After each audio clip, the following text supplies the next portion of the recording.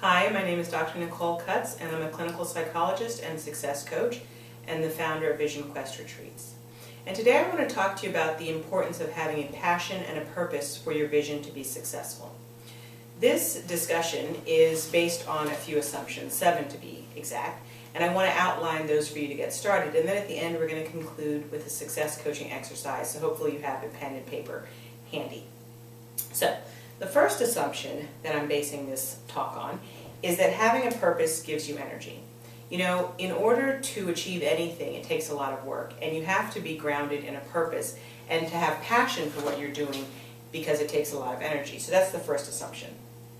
Passion gives you energy. That's the second assumption. The third assumption is that energy is needed to take your career or your vision to the next level. Again, obviously it takes a lot of energy to be successful. And this is where you get the fuel, is by having passion for what you do and for having a purpose. I can't tell you how many people I talk to as a coach, and also I do executive coaching, who are actually not passionate about the work that they do, and it really makes their work difficult because they don't have the energy to do what they're doing. They don't actually love it. I'm lucky and grateful to say that I'm actually doing something that gives me passion and keeps me fueled. So I can draw on that energy and be reminded of what my purpose is when the going gets tough, so to speak. So the fourth assumption is that you can do the work that you love, okay? I don't believe that you have to be tied to a job that does not fuel you, does not feed you in some way. One of the beliefs that I have as a success coach is that you can be grounded in doing work that you're actually passionate about.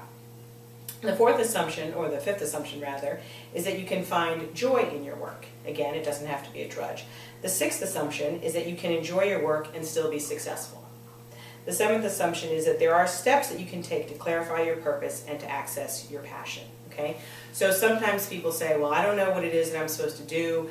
What I'm doing is not what I'm passionate about. I know I have a vision, but I don't know what that vision is. Well, I'm assuming, one of the assumptions here, is that you actually there are some steps that you can take to help you to access your passion and to uncover your purpose. And one of those steps is through taking an inventory, which I'm going to share the steps of with you right now. So, this inventory is based on helping you to access what your purpose is or what's driving you. So it will help you to, 1, identify what's driving you, 2, to identify what makes you feel vital, alive, happy, fulfilled, 3, to identify what you're good at. You know, if you're good at something and you enjoy doing it, then most likely that's the thing that you're supposed to be doing for your work. And the fourth is that you can clarify your vision of career or whatever type of success. It doesn't necessarily have to be about your career, but you can clarify that, and this purpose inventory will help you to do that. So, there are 8 questions. For the purposes of not having this video be too long, I'm going to give you 4 of the questions, and then the rest of them will be found in the blog that's attached to this video, which you can find at visionquestretreats.com, and you can click on the blog. Now, the first question, I want you to have your paper and pen ready, is to write, what is driving you to do the work that you are seeking? Okay, so for example, are you trying to fit yourself into a vision just because of money? Is it for security? Is it something that you're really excited about?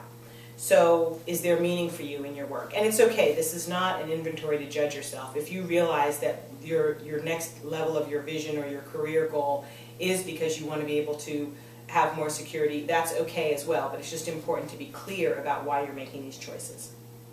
So that's the first question, is to ask yourself what's driving you. Ask yourself which forces you are choosing as motivators. Again, not with judgment, but because you're going to, by the end of this, understand some forces might be more motivating for you than others. So the second question, and don't worry, these will all be on the blog if you haven't gotten that down yet. The second question is, have you made or are you willing to make service the foundation of your work? And why or why not? And what does that mean to you? What does the meaning of being of service mean to you?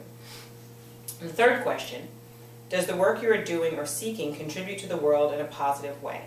How do you envision that work contributing to the world? And this is kind of a tricky one, because I know that sometimes I have judged my vision, and I know other people have done this as well, to think, well, the thing that I enjoy doing, is that really bringing something to the world? My belief is that everybody is connected to a unique purpose, and we all have a part to play, and we all have something to bring to the world. So it's not really our job to judge that. But you do want to look at, how does this contribute to the world? Because knowing how you're connected to a contribution to the world will also help to give you purpose and meaning. So just look at what it is. I'm sure that there is a connection, but I want you to examine that with that question. The fourth and final question for the purpose of this video is, are you really willing to allow yourself to be guided by a deeper purpose? If so, why? And if not, why not? Again, kind of a tricky question. On the surface, you might immediately say, yes, of course I'm willing to be guided by a deeper purpose. Part of the reason why that's a question in this inventory is because, again, when things get tough and when things are not necessarily going our way, we have to understand that there might be a deeper purpose to where we're being guided. And if we're truly willing to be guided by that, then it also helps us to get past those rough spots that we might be experiencing. So, those are the 4 questions. There are 4 others that will be on the blog post, which you can find at visionquestretreats.com and click on blog.